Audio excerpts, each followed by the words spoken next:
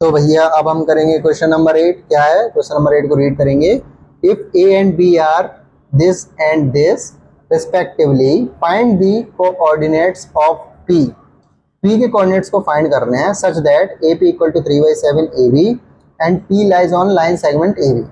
तो देखो भाई इसको फाइंड करते हैं। उसको फाइंड करने के लिए क्या करेंगे, सबसे पहले एक रफ फिगर ड्रॉ करेंगे। तो रफ फिगर में क्या रखेंगे, P lies on line segment A B. तो एक लाइन सेगमेंट बनाएंगे ए बी, ये बना लिए अपन ने। तो ए बी और पी इसी लाइन के ऊपर लाई कर रहा है, कहाँ है पता नहीं है, तो कहीं भी मान लेते हैं। पी मैंने यहाँ मान लिया है, ठीक है। अब ए के जो कोऑर्डिनेट्स हैं वो हैं -2 और -2, और बी के जो कोऑर्डिनेट्स हैं वो 2 और -4 हैं, ठीक है। और यार हमें पी के कोऑर्डिनेट्स फाइंड करने हैं, तो इसको मैंने मान लिया एक्स वाई। तो यार पी क्या अपना पॉइंट ऑफ डिवीजन है, तो सेक्शन फॉर्मूला से ही फाइंड कर पाएंगे। अब सेक्शन फॉर्मूला के लिए अपने लिए सबसे ज़्यादा जरूरी क्या है, रेशियो निकालना। m1 और m2 की वैल्यू भी अपने को चाहिए होगी, है क्या नहीं। तो यार m1 m2 की वैल्यू कैसे फाइंड करें, वो हम यहाँ से फाइंड करेंगे, जो ये गिवन दिया हुआ है। A P equal to 3/7 A B दिया हुआ है, ठीक है। तो इससे हम क्या करेंगे, जैसे ए पी ऊपर है ना, तो ए बी को हम इसके नीचे ले आएंगे, तो ये मल्टीप्लाई में इधर आएगा, डिवाइड में हो जाएगा, ठीक है। 3/7, ठीक। तो ए पी, अब ए बी को मैं क्या लिख सकता हूँ, ए बी को मैं क्या लिख सकता हूँ, A P plus P B, सही है। A P plus P B लिख सकता हूँ इक्वल टू 3/7, ठीक है। तो अब क्रॉस मल्टीप्लाई करूंगा, 7 ए पी, ये इधर जाएगा तो 3 A P plus P B. अब देखो 7 ए पी 3 ए पी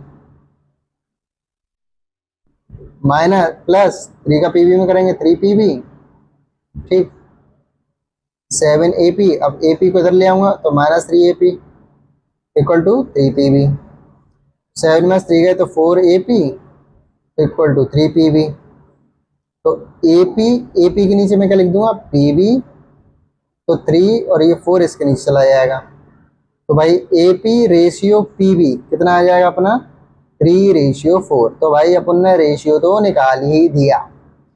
अब देखो, तो ए पी का रेशियो यहाँ से यहाँ तक m1 की जो रेशियो है वो कितना है, m1 की जो वैल्यू वो 3 आई, m2 की वैल्यू कितनी आ गई 4, A P 3 P B 4।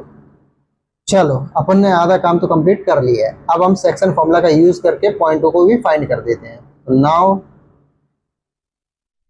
Bye using section formula, ठीक है। सेक्शन फॉर्मूला कैसे फाइंड करेंगे, X Y m1 x2 plus m2 x1 upon m1 plus m2 और m1y2 plus m2 y1 upon m1 plus m2, ये अपना हो गया सेक्शन फॉर्मूला।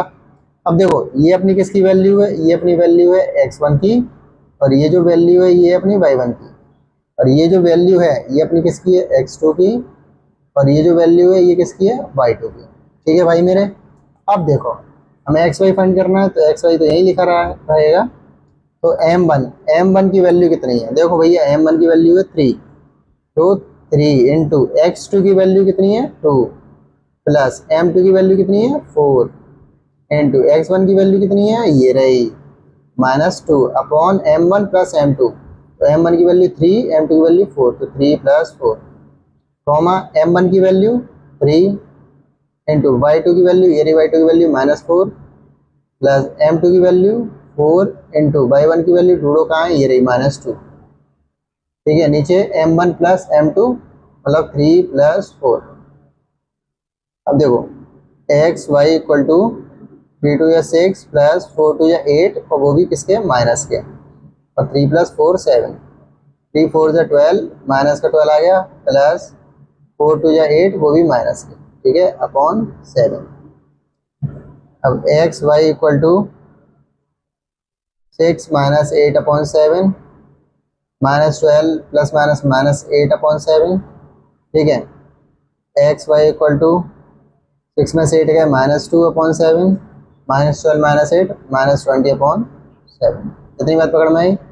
तो कंपेयर करने पर x के बराबर में क्या आ जाएगा, -2 और 7, या फिर आप ये समझ लीजिए तो हमें कोऑर्डिनेट्स मिल गए हैं, तो हम डायरेक्ट लिख सकते हैं hence coordinates of point P is -27 -20/7। ठीक है, तो इसी के साथ हमारा ये क्वेश्चन नंबर 8 का आंसर हो चुका है। तो बढ़िया क्वेश्चन था, मज़ेदार था, शायद आपको पसंद आया हो।